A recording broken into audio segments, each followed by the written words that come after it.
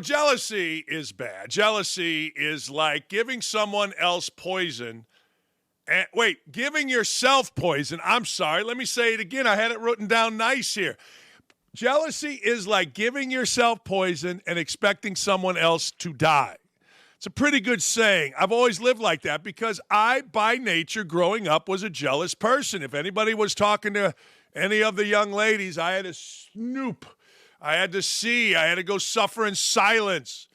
But man, oh man, the old lesbians of the WNBA, they sure got mad at Caitlin Clark when she was on track to break the all-time scoring record in NCAA basketball. And guess what she did last night? And she did it from the logo. She hit a three from me to Cheyenne. She made history last night, scoring the first 8 points, breaking Kelsey Plum's record. She is the all-time leading scorer in women's NCAA basketball. And she put all the race baiters to bed. Now, I generally don't get into the sex. I don't care who you're stooping. I don't care who you're scissoring. I don't care who you're making that sweet, sweet love to, particularly college girls. I do not care. But I do care when somebody is unfairly attacked. For what? Being a white girl. Check. Being heterosexual. Check. Being better than all of those that came before her. Check. That is why people, cretins, like legendary basketball player Cheryl Swoops, came at Caitlin Clark. Let's hear from the woman who got fired from Loyola University for just being nasty. Nasty Cheryl Swoops talking about Caitlin Clark. This isn't just for Caitlin, but you asked me about Caitlin. If you're going to break a record, to me, if it's legitimate, you have to break that record in the same amount of time that player set it. Okay. Right? So if Kelsey Plum set that record in 4 years, well, Caitlin should have broke that record in 4 years. But because there's a COVID year, and then there's another year, you know what I mean? So she's already had an extra year to break that record. So is it truly a broken record? I don't know. You think exactly how I don't think so, but yeah, that'll go in the record books as Caitlin Clark is the all-time, whatever it is. I don't even know what the number is, but that's the way it'll be. There is right there the dumbest, most jealous, angriest human being in terms of women's sports. Now, look, we're used to a level of stupid that permeates folks. We're used to. We give passes to it. We say, hey, that's okay because you're DEI. We let the stupid flow from white people. We generally just let it flow. We say, okay, well, you're just stupid, and we're going to say, well, I'm sorry. Caitlin Clark did it in less games than Kelsey Plum. Caitlin Clark did not use a fifth year. Caitlin Clark is in her fourth year. Caitlin Clark did it on less shots than Kelsey Plum. But the angry black lesbian, woo, man, they try to do anything they can to disparage a woman like Caitlin Clark.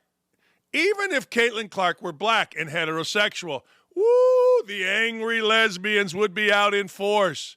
It drives white, it drives black, it drives basketball folks nuts that this woman is a heterosexual. Dan, how do you know this? Well, how do I know this? I've been studying this stuff forever. What are you talking about? I got a wife that's a legend. I got a wife that educates me on this. I got a wife that knows more about this than any human being alive. What? How do I know? We all know. The stories of lesbian antics on college athletics programs are unbelievable. The antics. You can't room that girl with that girl because she's dating that girl, and that girl will lose her freaking mind not knowing what's going on in the hotel room between these two. That's the level of stupid in college athletics right now with the lesbian crowd. And I don't care who you're stupid, But come on, let's be honest about it. It is unbelievable.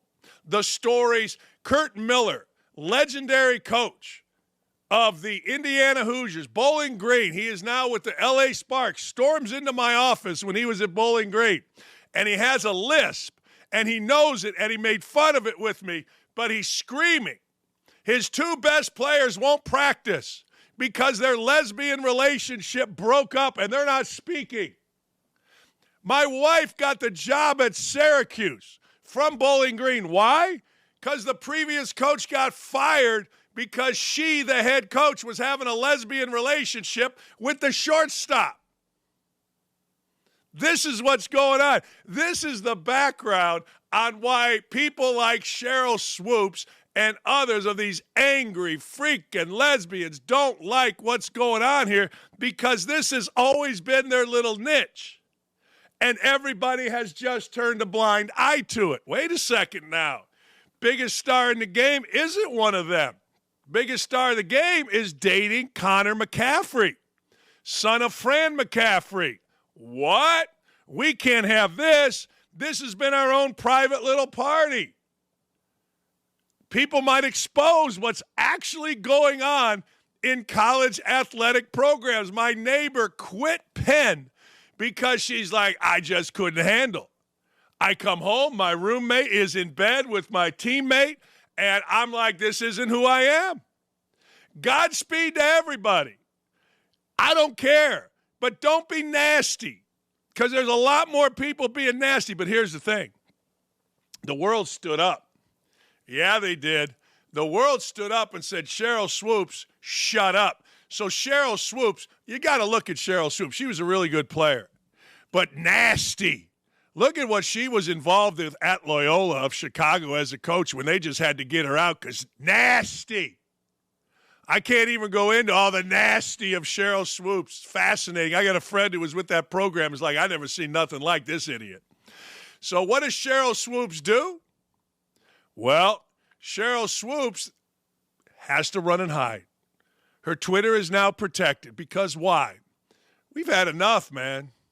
Regular, lesbian, gay, straight men and women have had enough on nasty attacks on somebody like Caitlin Clark, who's just doing it right. I don't blame Angel Reese for taunting her. I blame Angel Reese for taunting her after they won. Taunt her during the game because she's doing all that taunting herself, and you got to live with it. But don't even try for a second, not a second, to think that Caitlin Clark isn't the most influential woman in the history of women's basketball. There'll be somebody else, don't get me wrong, there always is. You know, for a while there, it was Ann Donovan. Look her up. For a while there, it was, gosh darn, her name was Harris. Way back. I follow women's basketball forever.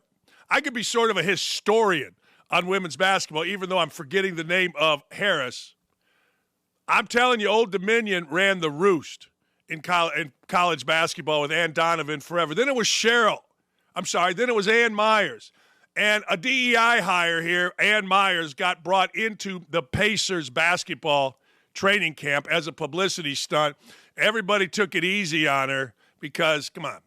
Then it was Reggie's sister. Then it was, I don't know, you name it. I don't know, whoever. Now it's Caitlin Clark. And Caitlin Clark's better than all of them. She's Pistol Pete Maravich. For you younger folks, she's Steph Curry. That's probably a more likely comparison. Pistol Pete's too old. She looks like Pistol Pete, the dark hair, that kind of thing, long, lanky. But the fact of the matter is, it's driving people insane. Now, they're going to shut up because people like me are inspiring others to speak out. Look, I don't give a damn if you're white, black, lesbian, or straight. Just shut up and appreciate what's going on here because, as I said, jealousy is like giving yourself poison, Cheryl Swoops, and expecting someone else to die. And that's not good. So congratulations, Caitlin Clark. Congratulations to the University of Iowa. Congratulations on a number of things, including representing yourself well. But a word of caution. If you're going to do this crap, don't do it anymore. Let me back up. Be above that. You don't need that. You don't need somebody else's gig, the John Cena. You don't need it. You're the star. You're the queen. You're the king. You're the Gazda. You're the HMFIC. Stop with that stuff. Don't give anybody else ammunition. Be above it. What can I tell you? Defensive coordinator Mike Zimmer has to refute that he's a jerk. Now, Mike Zimmer is now with the Cowboys. Now, think about this. I will refute that Mike Zimmer is a jerk because he's not a jerk. He's a great dude. I had him on my show in Indy a couple times when he was a defensive coordinator of the Cincinnati Bengals, and he's great. He's great. Let's be honest. The defensive coordinator of the Dallas Cowboys is about as highly publicized, maybe the offensive coordinator of the Dallas Cowboys, but of a position, non-head coach in the NFL. So what happens is this. What happens when you're a head coach like Zimmer was, and you get fired, and you're not exactly smooching the old on the ass of all of the crumb-stained, pizza-eating, overweight, fat, ridiculous, somewhat racist at different times writers, well, they make a list. That list becomes, he did this, he did that. The only perfect people are the crumb pizza stained writers who dress like crap to go to their job. Hypocrites, all of them. Awful human beings, all of them. The only perfect person are them. Not even, I'm watching The Chosen. I tell you what, you pay attention to writers, they'll tell you they're more perfect than Jesus himself. So they put this out there because they don't like a guy. It's what the Indianapolis media did with Ryan Grigson, not knowing that Grigson did 7,000 things for charity, raised 6 kids. I mean, the level of Grigson and the level of Greg Doyle or the little kids around here is ridiculous. One's here and one's under the gutter. But the fact of the matter is you got to overcome that as a coach. So here's the deal. This is pretty funny. There's a reputation out there, Zimmer said, that I'm a jerk or something like that. It is what it is, I guess. But, you know, since it was announced that I was going to be here, I've heard from so many former players that play for me. Players here, not just defensive back, linebackers, defensive linemen have texted me and said how happy they were for me. I think if I was such a jerk, I wouldn't be hearing from those guys. Yeah, the problem you have is you don't want to answer to the pizza-stained, drabbily dressed, horrific human being. You don't want to answer to him. You want to go, hey, I don't know, maybe I am a jerk. You know, it is better to just laugh it off. Yeah, well, come at me and see how much a jerk I am. Whatever you got to do. Then he goes on to say the ones who want to be great, they want to be coached. This is exactly how I felt.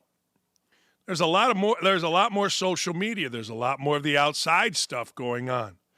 The ones I've been around, the young guys, the ones who want to be great, they want to be coached. They want to study. They want to understand how they can get better. Most all of the great players want to know, how can you make me better? Now, that's a fact, Jack. I'll tell you this much. When you ask players about a coach, a couple things come into play. Oh, man, he was really cool. Did he help you? No, not really, but he was really cool. See, a lot of guys are afraid, but then there's the guys that say, man, he kicked my ass. I respect that guy for a lifetime. I fall in the latter category. See, I get crushed a lot. And you're like, why are you talking about yourself? I don't know. It's my show. I get crushed a lot. You couldn't coach. Oh, really? Okay. I don't know.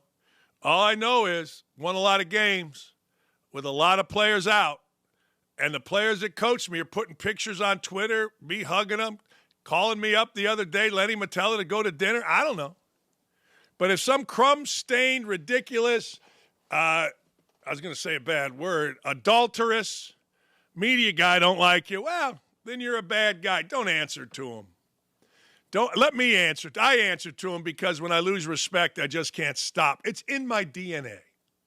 People say, well, you're telling Mike Zimmer don't answer to him. You're telling Caitlin Clark don't answer to him. Why are you answering to him? Well, it's in my DNA. It's who I am. When I lose respect for someone, I just can't stop. I have to go at them. It's just who I am. It's exhausting. So whether Mike Zimmer's a jerk or whether Mike Zimmer's a nice guy, I prefer to think he's a nice guy. My interactions with him, here's the deal. You and I both know today on one of these shows on television, Mike McCarthy is going to be fired. Not really fired, but he's going to be fired by a panel of jerks, of dumbasses who have nothing else to say, but they know that Mike McCarthy and the Dallas Cowboys raised the roof. All of it doesn't matter. You're in Dallas. You're going to be crucified. All you got to do is win. There has never been a truer statement in the history of the NFL or in the history of sports, more so than just win, baby. By the way, we are going to go from here, so you know, we're going to go from here to Fox News. We're going to go there. We're going to be out here at 9:35, and you can go from here to Fox News, America's newsroom, and we're going to do a hit for them because, frankly, we want to expand this show. We want people to see the greatness. What's the hit about? The hit is going to be about Caitlin Clark. So we're going to do a hit on Fox News around 9:40, I think, somewhere around then. It all depends on if that freaking maniac, Fani Willis, honest to God, how stupid is she? Can we just take a second to say she went to a college. She got into a law school. That means somebody that could actually think and talk was denied a college entrance and denied a law school because of her. Man, isn't it amazing how once people get exposed, isn't it amazing how once we learn who they are, what idiots they are? I mean, this woman could barely talk. This woman's having an affair with some crazy dude, driving 2 hours to go to lunch, shacking up, getting stooped, and all the other stuff that she's doing, and she's acting like a complete dumbass on the stand. I mean, I'm embarrassed for her. But I think it's funny because I know. Look, I know you don't know, but I know. I know. No, seriously. I think we all know. We all know. I mean, we all understand. We all know. And the truth of the matter is, it's just a matter of when somebody gets exposed. It's not like you thought you were going to say, oh, wow, Fani Willis was way smarter than I thought. No, you knew she was a dumbass. I mean, you did. Who didn't? So if Fani Willis doesn't take the stand, I will be on at 9:40 or 9:50. I don't know. Story number 3 of the day. You know, one of the things about the world we live in is you can only take so much and then you got to punch back. Well, Bob Iger is the HMFIC of Disney. He's the CEO. Disney has gone politically correct. Disney stock has hit an all-time low. But Bob Iger said, screw this. To hell with this. I'm the big kahuna. I'm the Gazda. I made DEI happen. Listen to this. Bob Iger had a much bigger hand in making Disney a political company than he previously led on. As a part of their company's effort to praise DEI, which is so funny. Is DEI the dumbest thing you've ever seen? I mean, we're hiring morons. We seriously are. I was a victim of DEI at ESPN, and it's so funny. I mean, you got morons. Anyway, after Iger publicly stated he made plans to shy away from any and all political divisiveness when he regained CEO of the company. Let's hear from Iger. We've tended to shy away from politics. And in doing so, I think we've shied away from talking about issues that aren't political at all, like the issues that we're talking about today. Because we believe in doing so, maybe it looks like we're taking a stand. Another thing I want to say that I've learned these last 9 to 12 months is, I'm very proud of a lot of the work we've done in terms of diversity and inclusion on screen. When we did Coco, for instance, at Pixar, a great example of that, or Tiana, or of course, Black Panther is one of the great examples of that. I allowed those things to make me feel a bit complacent in a sense. It's not that I wanted to be that way, but I thought, wow, we did Black Panther. How great are we? And it caused me to not focus as much as I should have on the culture of the company and the environment and in the voices that were telling those stories as opposed to just how they were being portrayed on the screen. Yeah, I don't know what the hell all that means. I don't. The only thing I know is he's doing a lot of talking. That's it. What else we got from Iger? Anything else? That's all. Yeah, I don't even know what that means. I mean, honest to God, see, if you're going to live, like if you're going to be me, you sit there and you listen to a guy, and it's all a word salad. What is he saying? They're really happy with Black Panther. Okay, great. We're really happy. See, a guy in his position, because he's making millions, he's risen through. He's become the CEO. A guy in his position, he should champion DEI. Why wouldn't he? What's he got to lose? Serious business. What does he have to lose? He got nothing to lose. He's already risen through the ranks. Now, if he hadn't, if he was being stopped by a DEI hire, he wouldn't be praising it. But Iger is older than me. Good-looking dude, better looking than me, although this Gorbachev thing is starting to heal. But frankly, think about it.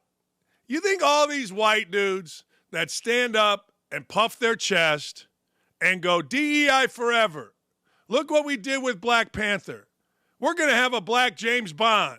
We're going to have an Asian, whatever, Mighty Ducks. You think they would be this excited if they got a phone call that said, hey, Bob, we're going to take you off of this because you're a white guy, and we're going to put an African-American on. Good luck. That's what happened to me. That's what happened to me and the best director at ESPN, Scott Johnson, on the ACC tournament. Guy had never directed an ACC game, got put on ahead of Scott Johnson, the best director at ESPN, who had done the ACC all year long.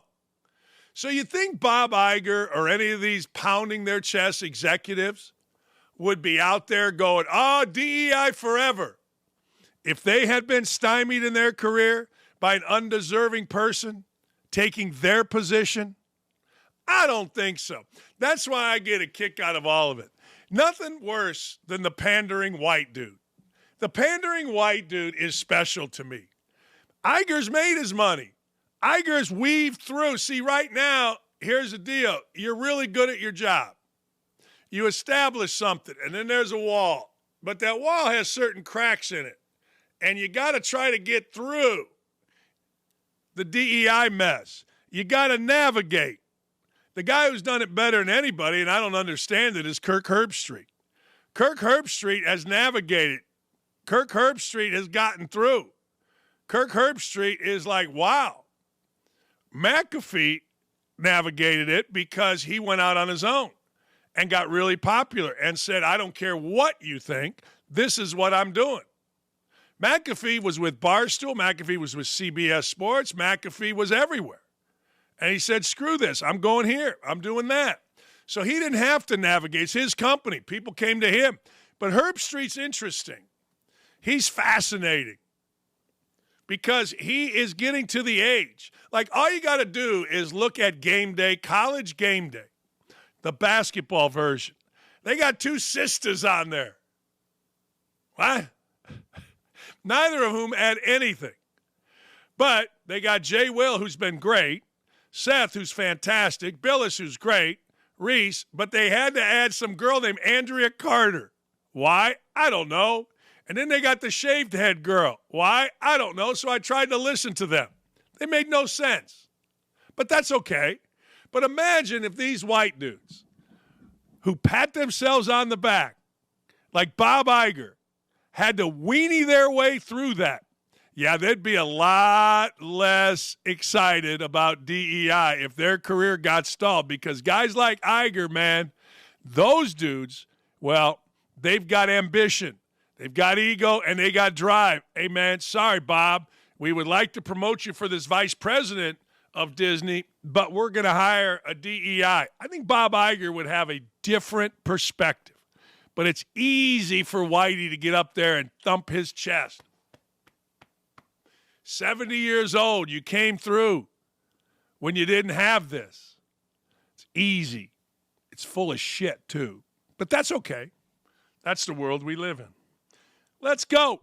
Next. I'm tired of yelling. I yell every morning and I black out. I do. And then I get tired. I don't ever get tired. Chicago hired an idiot for a mayor, and I told you Lori Lightfoot, regardless of how awful she was, it could only get worse. You got a mayor that did not condemn a bunch of crazy-ass thugs running around Grant Park, destroying stuff with guns, flashing them, and he didn't do anything. Now this idiot has done something else. Shot spotter. Shot spotter was just rejected. Mayor Johnson said no to this technology.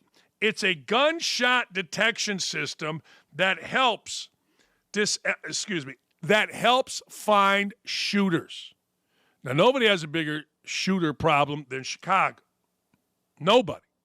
So this idiot, Brandon Johnson, he disabled Shot Starter starting today. And even Democrats, the dumbest of the dumb in Chicago, are pissed. They're like, what are you doing? What is wrong with you? So I'm going to show you what Shot Spotter does. And remember, in the city of Chicago, even though they had Shot Spotter, it still didn't work. Shot Spotter. It is a gunshot detection. It's gone away. No police chases. So just run, kids. No gang database. Safety Act. Don't know what that is. Elimination of 900 vacant police positions in Chicago. Chicago PD, I don't know what that means either. It's a great time to be a criminal in Chicago because you have idiots. You do. You got racists. That's all it is. I mean, this kid's protecting young black kids, which I suppose you should, except when they put a gun to somebody's head, except when they decide to ruin the economy of Chicago. I'm not saying that's happening, but it's going to. Just when you thought it could. Let's see Lori Lightfoot. Let's take a little look at Lori Lightfoot. I've told you this. It can always get worse. And I remember reading about this Brandon guy, this Brandon Johnson, Child Protective Services. My fault. I had a brain fart there. I knew that. Just when you thought no one could be worse than Lori Lightfoot. Hey, yesterday, Fani Willis took the stand. Let's take a listen to Fani Willis taking the stand. Where Ms. Willis should be treated hostile in this situation. I think we. I very much want to be here, so I'm not a hostile witness. I very much want to be. Not here. so much that you're hostile, Ms. Willis. It'd be an adverse witness. Your interests are opposed to Ms. Merchant's. Ms. Merchant's interests are contrary to democracy, Your Honor, not to mine. I love when people try big words. It just makes me funny. It makes me happy. I go to a happy place. Hey, I just got on my phone a bunch of stocks being down. Are we having another collapse under this idiot Biden? I can't afford this.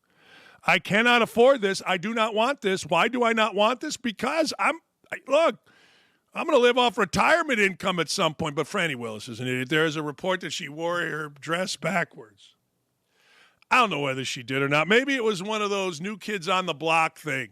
Or like Jalen Rose and those idiots with the Fab Five used to wear their clothes backwards at practice because of whatever the group was.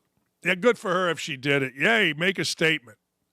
But the fact of the matter is that Fani Willis, man, she was yelling and screaming and mad and angry. And, of course, I heard, well, a white prosecutor wouldn't face this. The hell they wouldn't. They already are.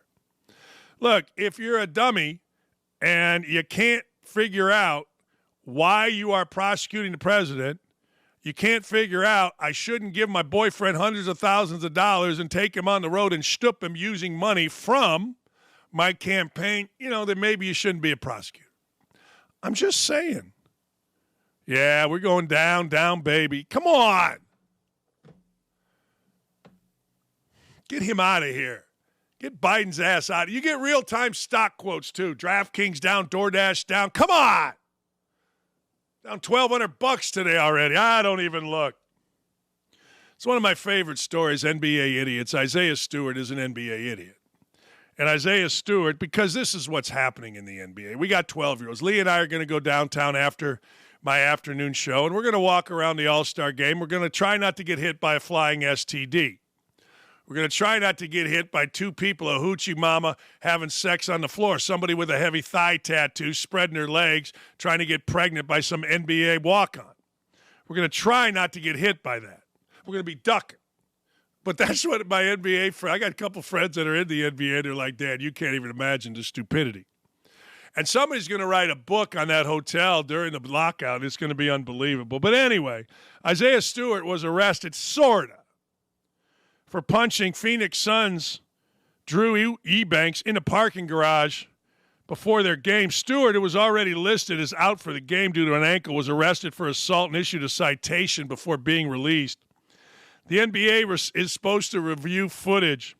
The attack on Drew Eubanks, there was a Devin Eubanks that played at Indiana or was supposed to, was unprovoked. Acts of violence such as this are unacceptable, the Suns said in a statement. We unequivocally support Drew and continue to work with local law enforcement and the NBA. We are in the process of gathering information about what happened and what provoked it and responding to the NBA and local authorities. All right, let me explain something to you. I have a different take on this.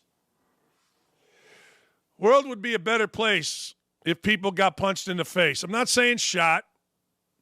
You know, there was a situation at his college that one of my kids went to where a dude guy roofied a girl.